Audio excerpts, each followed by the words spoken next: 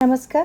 मी आज आपल्याला trading loss recovery possible आहे का याबद्दल कायदेशीर माहिती सांगणार आहे. खूप लोक स्टॉक मार्केटमध्ये ट्रेडिंगचा हे बिझनेस करतात आणि बऱ्याच वेळेला त्यांना लॉस होत असतो. त्यांची फसवणूक होत असते. मग ती आपल्याला रिकव्हरी परत मिळेल की नाही हे बऱ्याच लोकांना कायदेशीर माहितीचं नॉलेज नसल्यामुळे माहिती पडत नाही किंवा ते विचार करतात किंवा कसं करायचं हे माहीत नसतं. म्हणून मी आज हा व्हिडिओ त्या संदर्भात त्या विषयावर बनवलेला आहे. पूर्ण व्हिडिओ शेवटपर्यंत नीट बघा. तर ट्रेडिंग लॉस रिकव्हरी पॉसिबल आहे का? तर लॉस परत मिळू शकतो का याबद्दल लोकांना कायदेशीर माहिती नाही आहे. तसंच यासाठी मी तुम्हाला आता त्यात डिटेल माहिती सांगणार आहे. ट्रेडिंग लॉस म्हणजे नक्की काय आपण हे बघूया. आधी सगळ्यात पहिले समजून घेऊ. तर ट्रेडिंग लॉस म्हणजे नॉर्मल ट्रेडिंग लॉस आणि फ्रॉड स्कॅम लॉस हे दोन प्रकार असतात. नॉर्मल ट्रेडिंग लॉस रिकव्हरी होत नसतो आणि फ्रॉड स्कॅम लॉस हा रिकव्हरी होऊ शकतो. हे दोन महत्त्वाच्या याच्यात मुद्दे आहेत. तर आपण नॉर्मल ट्रेडिंग लॉस म्हणजे काय आपण डिटेलमध्ये बघूयात. जर तुम्ही स्वतः शेअर खरेदी केले, मार्केट पडले किंवा नुकसान झाले तर हा मार्केट रिस्क आहे. कायदा काय सांगतो आपण याबद्दल ते बघूयात. इन्व्हेस्टर स्वतःच्या पूर्ण रिस्कवर जर ट्रेड करत असेल म्हणजे स्वतःच्या जबाबदारीवर रिस्क घेऊन ट्रेडिंग करत असेल तर त्याला ब्रोकर हा जबाबदार नसतो, तो जबाबदार नाही. त्यामुळे अशा केसमध्ये लॉस रिकव्हरी होत नाही. म्हणजे त्याने स्वतःच्या याच्यावर जर ट्रेडिंगमध्ये काम केलं, बिझनेस केला, पैसे गुंतवले तर ब्रोकर त्याला जबाबदार नाही. पूर्णपणे तो स्वतः जबाबदार असतो. म्हणून रिकव्हरी मिळण्याची शक्यता कमी असते. तसंच फ्रॉड म्हणजेच स्कॅम केसेस. इथे रिकव्हरी पॉसिबल आहे. का पॉसिबल आहे ते बघूयात. टेलिग्राम किंवा व्हॉट्सॲप टिप्स देऊन फसवणूक झाली असेल तर तुम्हाला रिकव्हरी पॉसिबल आहे. 100% प्रॉफिटची गॅरंटी दिली असेल तर रिकव्हरीची पॉसिबिलिटी आहे. फेक ट्रेडिंग ॲप असेल तर, तसंच अनॲथॉराइज ट्रेडिंग असेल तर आणि ब्रोकरने परवानगीशिवाय ट्रेड केले असेल तर तुम्हाला हा फ्रॉड झाला आहे असं सांगून तुमची रिकव्हरी तुम्हाला पॉसिबल आहे मिळण्याचे चान्सेस जास्त असतात. त्यासाठी लागू होणारे कायदे कोणते आपण ते पाहूयात. IPC सेक्शन 420 फसवणूक केल्याचे, 406, 468 आणि 471 हे IPC सेक्शन लागू होत असतात. Information technology act 2000 online cheating म्हणजेच सायबर फ्रॉड मानला जात असतो. सिक्युरिटीज आणि exchange board of India act 1992, investor protection law, unauthorise ट्रेडिंगवर action, consumer protection act 2019, wrong advice किंवा सर्व्हिस असल्यास कंप्लेंट तुम्ही करू शकतात. तर रिकव्हरी कशी करायची आपण ते बघूयात. एव्हिडन्स जमा करा. सगळ्यात पहिले म्हणजेच पुरावे जमा करा. बँक स्टेटमेंट द्या आणि ट्रेडिंगचे स्टेटमेंट घ्या. तसंच चॅटचे स्क्रीनशॉट तुम्ही घ्या. म्हणजे तुम्ही जे चॅटिंग केलं आहे, जे मेसेज केले आहे चॅटिंगमध्ये ते घ्या.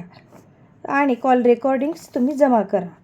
ब्रोकर किंवा प्लॅटफॉर्मला कंप्लेंट करा. ऑफिशियली ईमेल करा. कंप्लेंट नंबर घ्या. म्हणजे ऑफिशियली ईमेल ऑनलाईन करा.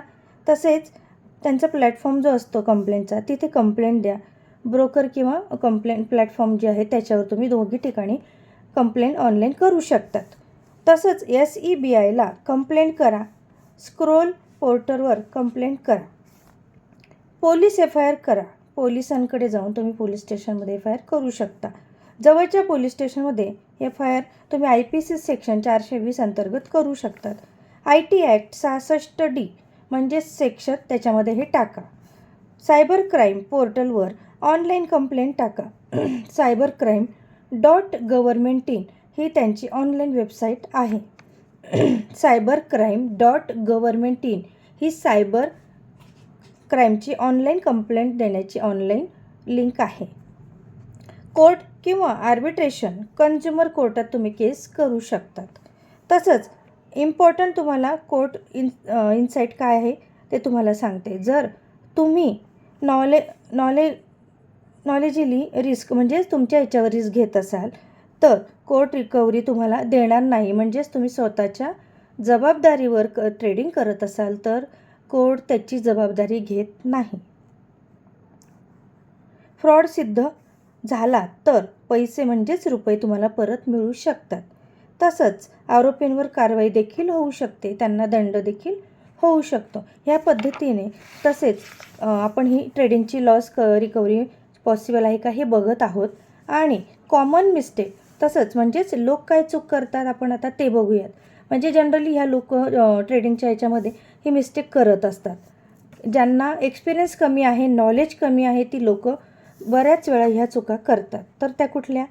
टेलिग्रामच्या टिप्स ब्लाइंडली फॉलो करतात. म्हणजे ब्लाइंडली म्हणजे न वाचता किंवा चला तो करतोय, काय लिहिलं आहे बघू, एवढं काही विशेष नसेल असं ब्लाइंडली टाळाटाळ करतात, सिरियसली घेत नाही आणि मग त्यांना तो प्रॉब्लेम येत असतो. अनरजिस्टर्ड ॲडवायझरवर तुम्ही विश्वास ठेवतात, पुरावे किंवा प्रूफ ठेवत नाहीत. तसंच सर्वात महत्त्वाचं म्हणजे उशिरा कंप्लेंट करतात. ज्या वेळेला तुम्हाला लक्षात येतं की आपल्याबरोबर फ्रॉड झाला आहे, आपली फसवणूक झाली आहे, तर आपण काय केलं पाहिजे या विचारांमध्येच त्यांचा बराच वेळ जातो, बरेच दिवस जातात आणि मग तो जो फास्ट प्रोसेस करायला पाहिजे ती होत नाही आणि मग त्यांना परत रिटर्न मिळण्याचे चान्सेस कमी असतात. हे सगळ्या कॉमन मिस्टेक जे लोक करतात ह्या महत्त्वाच्या आहेत, ह्या लक्षात ठेवा. आणि अशी जर तुमच्याबरोबर काही जे फ्रॉड झाला तर फास्टमध्ये त्याची कंप्लेंट करा. खूप महत्त्वाचे टिप्स आहे आता ते ऐका. फक्त SEBI रजिस्टर ॲडवायझर वापरा. अननोन ॲपवर विश्वास अजिबात ठेवू नका, ॲव्हॉइड करा त्यांना पूर्णपणे. ट्रेडिंग अकाउंट सिक्युअर ठेवा, म्हणजेच तुम्ही सुरक्षित ठेवा ते अकाउंट. ट्रेडिंगमध्ये नुकसान हे होतच असतं नॉर्मली, पण नुकसान झाल्यावर तुम्हाला कायद्यात काय करता येईल याची माहिती पाहिजे. माहिती असणे गरजेचं आहे आणि माहिती असल्यावर ती प्रोसेस करणं तेवढंच महत्त्वाचं आहे. योग्य पुरावे आणि योग्य प्रोसेस वापरली तर तुमचे रुपये तुम्हाला परत मिळू शकतात, चान्सेस हे जास्त असतात. या पद्धतीने मी तुम्हाला ट्रेडिंग लॉस रिकव्हरी पॉसिबल आहे का याची माहिती कायदेशीर सांगितलेली आहे. आपल्याला माहिती कशी वाटली नक्की मला मेसेज करून सांगा कॉमेंटमध्ये. आणि माझा व्हिडिओ आवडला असेल तर नक्की माझ्या चॅनलला सबस्क्राईब करा आणि लाईक करा आणि आपल्या जवळच्या व्यक्तींना शेअर देखील करा. धन्यवाद.